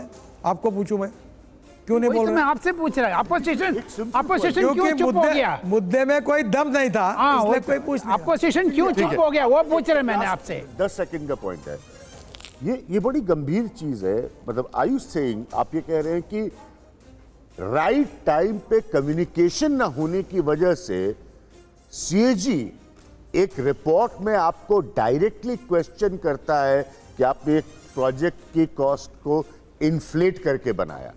चार्ज चाहे ऑपोजिशन लगाए कोई लगाए, चार्ज सीरियस है। और आप कह रहे हैं ये सिर्फ इस वजह से हुई गलती कि आपका डिपार्टमेंट राइट टाइम पे कम्युनिकेट नहीं कर पाया अपने पॉइंट्स को। क्या आपने डिपार्टमेंट के उन लोगों को पुल अप किया? क्या उनसे पूछा कि आपने मेरे ऊपर इन्फ्लेशनरी पैटर्न से काम करने का चार्ज लगाया, जबकि मैं 50 लाख करोड़ का काम कर चुका हूं और कोई मेरे ऊपर कोई आरोप नहीं लगा सकता? पहली बात जो आपको मैं बार बार समझा रहा हूं कि सीएजी कह रहा है कि ये काम 2 लेन पेव शोल्डर है, 58 किलोमीटर है सिंगल लेन। ये हाईवे है 583 किलोमीटर सिंगल लेन। सीएजी बोल रहा है जो 5000 किलोमीटर 91,000 करोड़ कॉस्ट आई थी, उसके आधार पर उन्होंने 18.5 2 लेन पेव शोल्डर के लिए कॉस्ट निकाली थी। इतने टनेल और इतना बड़ा बनाकर 4-4 लेयर बनाने के बाद हमारी कॉस्ट केवल 9.5 किलोमीटर पर लेन यानी 19 करोड़ आई।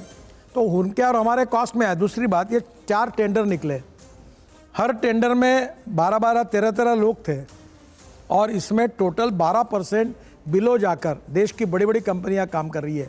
L&T है, जे कुमार है, और ये पूरे टेंडर लो जाकर हुए। तो हमारे यहाँ टेंडर प्रोसेस ट्रांसपेरेंट है और एक्चुअल लेन काउंट करने में सीएजी में गलती हुई।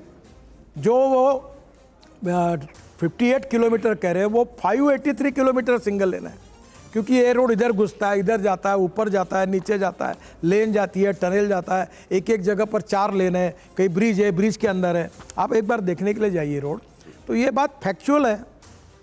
और ये लेन के हिसाब से ये 583 और ये हिसाब में गलती हुई, तो आपका ये टेक्निकल मिस्टेक कंप्यूटेशन और टेक्निकल एरर। सर अब हमारे जितने भी दर्शक हैं, मैं आपसे कुछ रैपिड फायर राउंड पूछूंगा वहां पर सर, और मैं रिक्वेस्ट करूंगा कि आप उसका जवाब जरूर दें, क्योंकि आप बेबाकी से राय रखते हैं। अगर आप पास भी कर सकते हैं, लेकिन रिक्वेस्ट करूंगा आप जवाब जरूर दें। रैपिड फायर के लिए जोरदार तालियां हो जाए जरा। और अभिज्ञान जी आनो, यहां पर रैपिड फायर में गडकरी जी रैपिड फायर में हमारे पास कुछ तस्वीरें होंगी, वो मैं आपको दिखाऊंगा और आपको एक पिक करना है उसमें से। क्या आप लोग तैयार हैं? चलिए, रैपिड फायर का पहला सवाल यहां पर प्ले ऑन करिए, जरा दिखाइए। हमारा पहला सवाल है, विकसित देश की कल्पना क्या है? विकसित देश की कल्पना क्या है? धर्मस्थल या आधारभूत ढांचा? देखिए, विकसित देश के साथ धर्मस्थान को जोड़ना गलत है। जब विकसित देश की बात कर रहे हो तो देश का विकास जो होता है वो आर्थिक प्रगति और विकास के मापदंडों पे होता है, और आर्थिक मापदंड विकास करनी है तो इंडस्ट्री और एग्रीकल्चर इंपॉर्टेंट है। और इंडस्ट्री और एग्रीकल्चर का विकास करना है तो water, power, transport and communication, ये आधारभूत ढांचा के बिना इंडस्ट्री नहीं आएगी, कैपिटल इन्वेस्टमेंट नहीं आएगी और एग्रीकल्चर में भी विकास नहीं होगा। और जब ये आधारभूत ढांचा होगा और ये दोनों सेक्टर आगे जाएंगे तो रोजगार निर्माण होगा, गरीबी दूर होगी और देश आत्मनिर्भर भी बनेगा और सुखी समृद्ध संपन्न बनेगा। तो ये दोनों की धर्मस्थान जो होते हैं वो श्रद्धा का विषय होते हैं, आधारभूत ढांचे ये विकास के प्रतीक होते हैं। ठीक है, मुझे लगता है दोनों की तुलना करना ही गलत है। ओके, अगला सवाल जरा प्ले करिए हमारा अगला सवाल। और एक चुनना है सर, बेहतर प्रधानमंत्री कौन, अटल बिहारी वाजपेयी जी या नरेंद्र मोदी जी? इसका जवाब यह है कि दोनों भी बेहतरीन प्रधानमंत्री है और दोनों का भी मैं आदर और सम्मान करता हूं और दोनों हमारे लिए प्रेरणा का विषय है। ठीक, अगला सवाल प्ले करिए। हमारा अगला सवाल क्या है, बीजेपी का बेहतर साथी कौन? ममता बनर्जी, एम के स्टालिन, महबूबा मुफ्ती उद्धव ठाकरे, ये कभी ना कभी साथ रह चुके हैं। देखो, आने वाला कल एक सपना है, गुजरा हुआ कल बस अपना है। हम गुजरे हुए कल में रहते हैं, यादों के सब जुगनू जंगल में होते हैं। तो अभी ये क्या है, ये अरे, यादें हैं। इन गुजरे हुए कल में कौन सा ज्यादा अपना है? अभी जो एनडीए के साथ हमारे साथ काम कर रहे हैं वही हमारे बेहतर साथी है। जिन्होंने हमारा साथ छोड़ दिया उनको हम भूल गए। ठीक है। अगला सवाल प्ले ऑन करिए, जोरदार तालियां हुआ करें। हिंदुत्व का बड़ा चेहरा कौन, बाला साहब ठाकरे जी या योगी आदित्यनाथ जी? दोनों भी है, और हिंदुत्व यही राष्ट्रीयत्व है, और हिंदू ये जीवन पद्धति है, इसका संबंध धर्म से नहीं है। कोई पत्रकार कहता है कि मैं पत्रकारी धर्म का पालन कर रहा हूँ, तो धर्म का संबंध कर्तव्य के साथ है, और हिंदुत्व ये वे ऑफ लाइफ है, ये सुप्रीम कोर्ट ने डिफाइन किया है। तो मुझे लगता है बाला साहब ठाकरे और योगी आदित्यनाथ दोनों भी उसी हिंदुत्व का प्रचार करते थे जो वे ऑफ लाइफ है, और वो भारतीय संस्कृति और इतिहास से जुड़ा है। इतिहास की आपने बात की, इतिहास में इन दोनों में से किसको बड़ा चेहरा माना जाएगा? दोनों को भी हम मानते हैं। ठीक, अगला सवाल प्ले ऑन करिए जरा। हमारा अगला सवाल क्या है, बेहतर नेता कौन, राहुल गांधी, अरविंद केजरीवाल या असदुद्दीन ओवैसी? नहीं, हमारे लिए तो नरेंद्र मोदी ही सबसे बेहतर नेता है। इनमें से कौन है सर? नहीं, इनमें से मुझे कोई चॉइस करने का मुझे कोई ज़रूरत भी लगती नहीं और कोई आवश्यकता भी नहीं है। ठीक है, अब सर कुछ ऐसे सवाल जो हमारे मन में है, और ये पॉलिटिकल सवाल हैं, बड़ी चर्चा चल रही है आजकल, और वो चर्चा चल रही है इंडिया शब्द। अचानक इस शब्द को लेकर आपत्ति क्यों? नहीं, कोई आपत्ति नहीं है। भारत ये हमारा पुराना इतिहास, संस्कृति और विरासत से जुड़ा हुआ शब्द है, और इंडिया के बारे में जो इंडस संस्कृति थी, जो सिंधु के बाद जो लोग आए, तब ये नाम आया। तो स्वाभाविक रूप से हमारे इतिहास, संस्कृति और विरासत से जुड़ा हुआ भारत, ये नाम हमने सिलेक्ट किया। ये हमारी इतिहास, संस्कृति का प्रतीक है। मुझे लेकिन लगता हिंदू नाम भी तो बाहर से आया, फिर उसके हिसाब से हिंदू नाम भी तो बाहर से आया। नहीं। अगर बात की जाए, सिंधु से हिंदू बना। देखिए, अखंड भारत जब था, तब आर्य संस्कृति जब आई, तब उसके साथ यहाँ जो इतिहास कहता है, तो उसके साथ में भारत राजा जो था उसका भी पुराना संबंध भारत हमारे देश से था, और उनके कारण फिर भारत नाम हुआ। बाद में वो इतिहास में उसी की नोंद हुई थी, पर अंग्रेज़ों का राज आने के बाद इंडिया उसका ज़्यादा पॉपुलर नाम हुआ। तो हमें अधिकार है कि हमारे इतिहास, संस्कृति और विरासत से हमारा जो भारत नाम है, जो ऑलरेडी था, वो हमने कायम किया है, और वो अच्छा हुआ। लोगों की जनता में इससे खुशी भी है और समाधान भी है। अधीर रंजन जी कहते हैं, मैं आ रहा हूँ। अधीर रंजन जी कहते हैं कि अगर गुलामी की निशानी से इतनी ज़्यादा परेशानी है तो Rashtrapati Bhavan, north block, south block, Lal Qila सब त्याग दीजिए।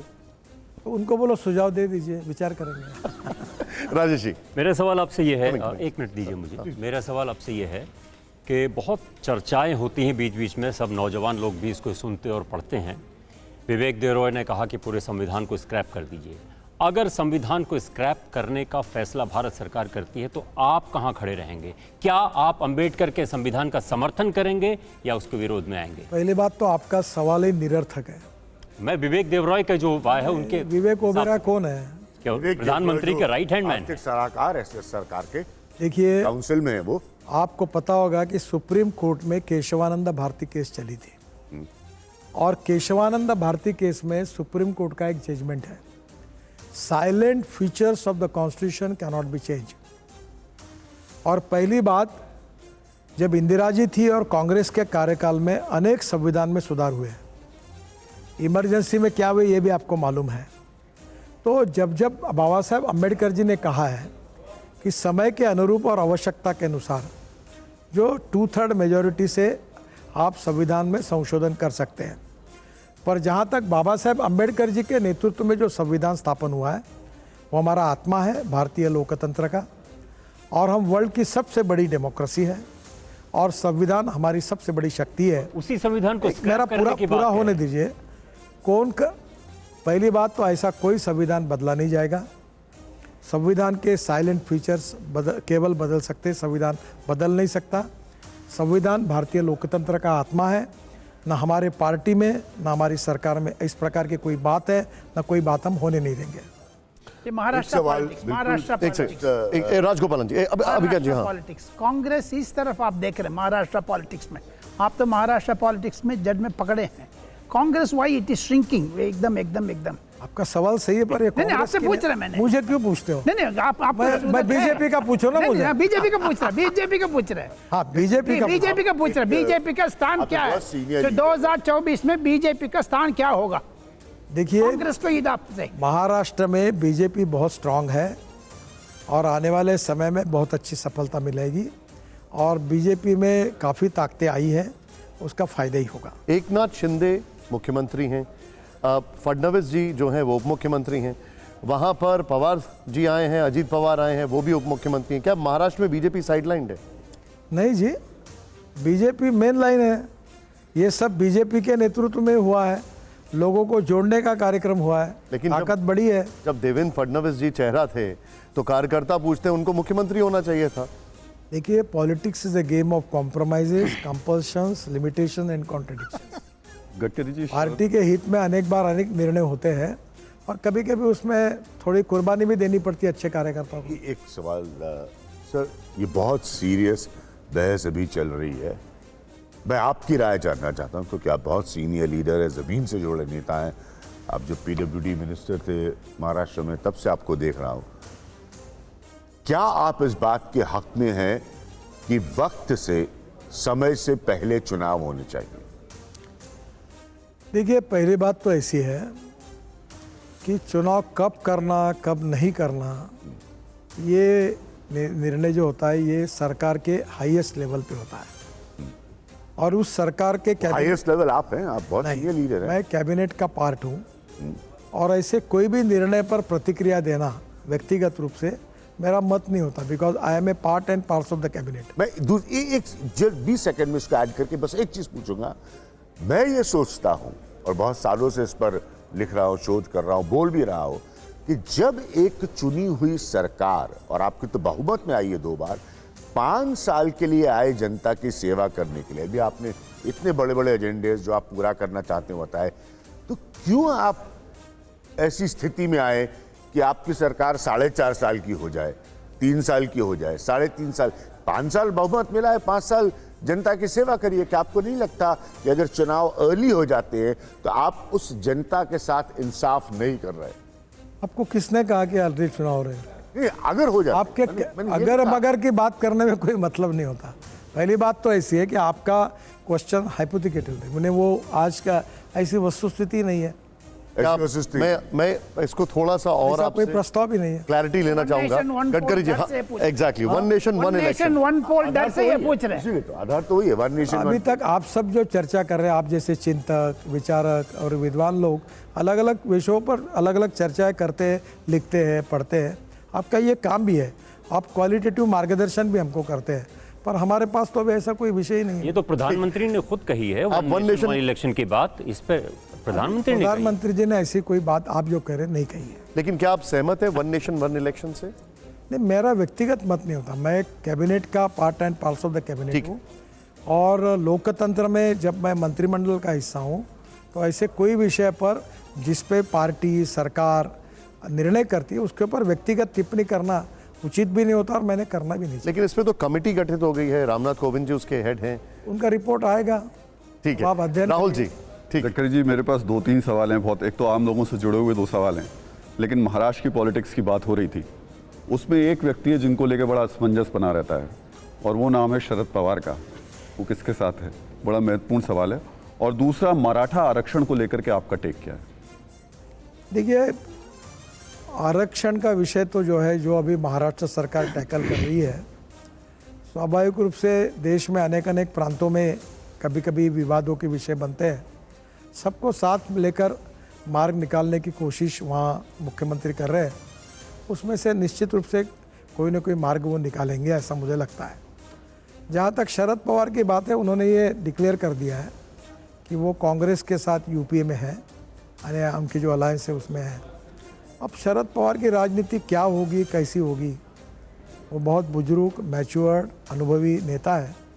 जैसे आज आपने मुझे बुलाया अगली बार उनको भी बुलाइए, उनसे भी चर्चा करिए और समझ लीजिए उनके मन की बात मैं कैसे बता पाऊंगा। हाँ, मेरी बात जो होगी वो शायद कर पाऊंगा। देखिए, अब इसमें तो मेरा अगला सवाल गौन है, लेकिन फिर भी पूछूंगा आपसे कि कहा यह जाता है कि वो हैं विपक्ष में लेकिन हैं आपके साथ। आपको ज्यादा जानकारी होगी, मुझे तो नहीं। ठीक है, अब नितिन जी मेरा एक सवाल नितिन जी, 3 लोगों का नाम आता है, नितिन गडकरी, अमित शाह, योगी आदित्यनाथ, प्रधानमंत्री नरेंद्र मोदी के उत्तराधिकारी के रूप में। क्या आप खुद को भारत के भविष्य में प्रधानमंत्री के तौर पे देखते हैं? आप कहेंगे नहीं देखता, लेकिन क्या जो आपके समर्थक हैं, पार्टी है, राष्ट्रीय स्वयंसेवक संघ है, अगर आपको जिम्मेदारी देती है तो क्या आप स्वीकार करेंगे? देखिए, मैं राजनीति में पद हासिल करने के लिए नहीं आया हूँ। अब तो पद में तो है ना अभी आप। देखिए, there are 2 type of politics, politics of convenience and politics of conviction. मैं जयप्रकाश जी के आह्वान पर जब स्टूडेंट था तब इमरजेंसी के खिलाफ मैं राजनीति में आया हूँ। माय कन्विक्शन जो है वो मेरा लाइफ कन्विक्शन है, वो मेरी आइडियोलॉजी है। प्रधानमंत्री बनना नहीं बनना, आपको तो मैं जब बीजेपी का अध्यक्ष बना तो दिल्ली में आया, तो मुझे दिल्ली अभी भी मालूम नहीं है, दिल्ली के रोड मालूम नहीं, कोई कैसे कहाँ से जाना मालूम नहीं। मुझे पहली बार आया तो मेरे पास कोट ही नहीं था। मेरी पहली प्रेस कॉन्फ्रेंस थी, इनको याद होगा, तो रविशंकर प्रसाद ने, मैं तब मेरा वजन बहुत ज़्यादा था, अभी 50-45 किलो कम हुआ है, तो मुझे हाफ शर्ट में और एक हाफ स्वेटर पहना हुआ था और ठंड बहुत थी, तो सुबह मैं ऐसे ऐसे कर रहा था। तो फिर उनने कहा, तो जो सिक्योरिटी गार्ड था वो मेरे जैसा मोटा था, उसका कोट निकाल कर मैंने पहन लिया और मैंने प्रेस कॉन्फ्रेंस की थी।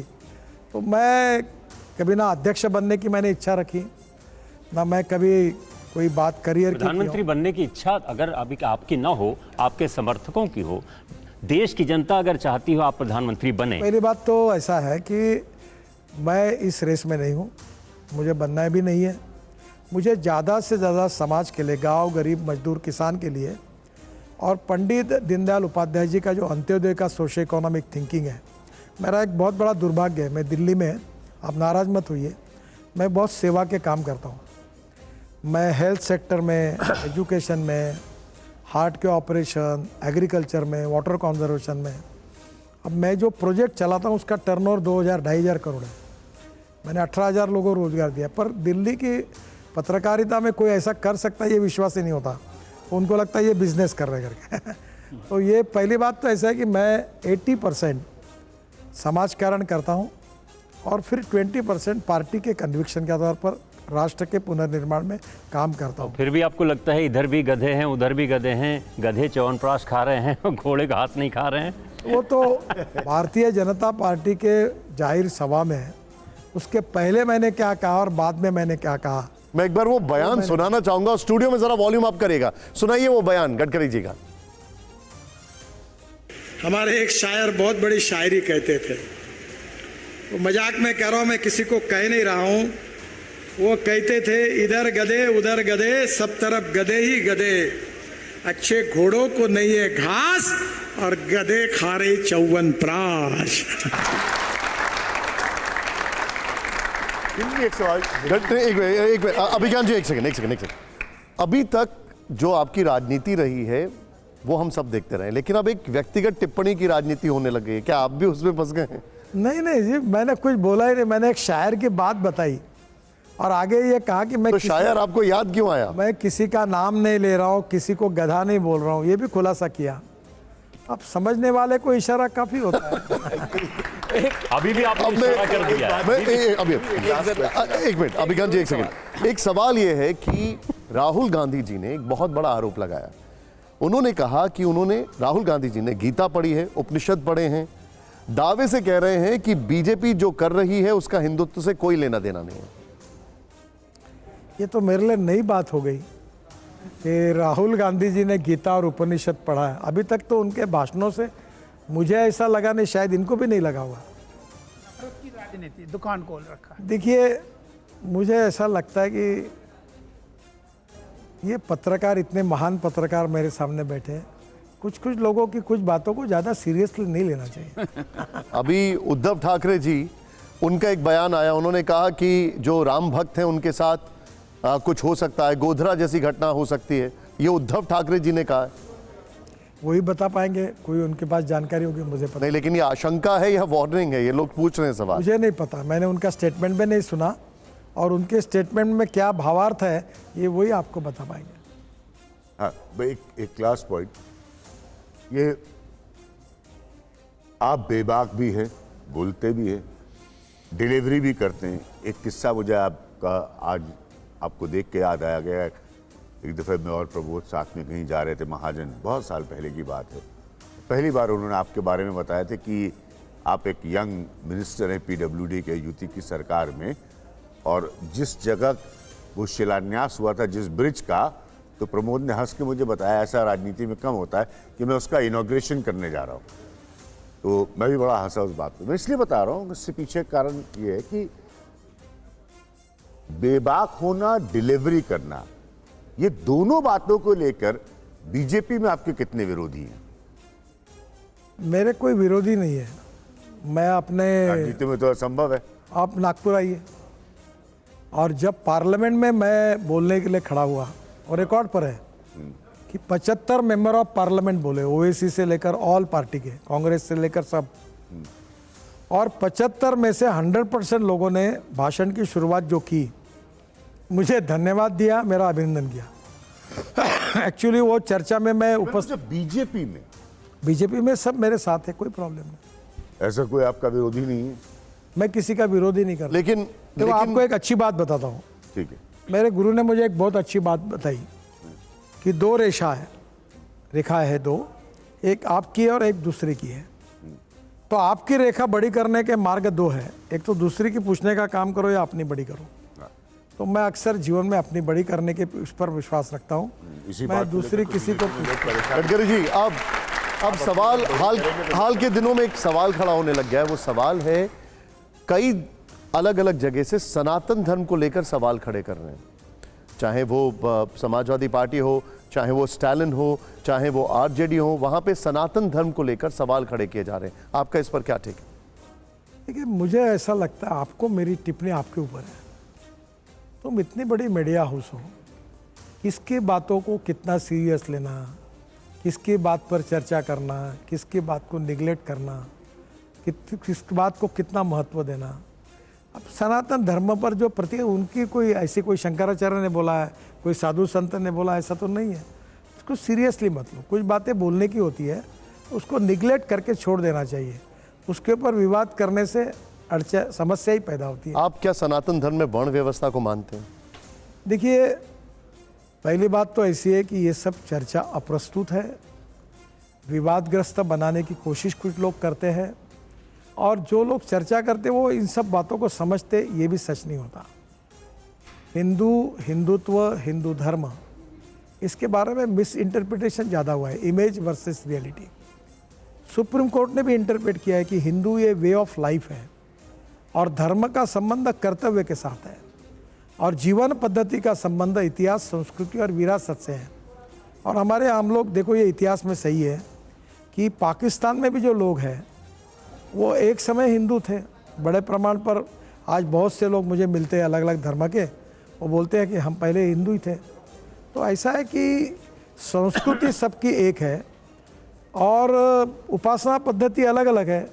उस सब उपासना पद्धति का सम्मान करना चाहिए, चाहे कोई मस्जिद में जाए, कोई गुरुद्वारे में जाए, कोई बौद्ध विहार में जाए, कोई मंदिर में जाए, कोई मस्जिद में जाए, और उसका अधिकार है। पर संस्कृति हमारी एक है, इसके आधार पर हम भारतीय के रूप में एक रहे, यही संकल्पना है।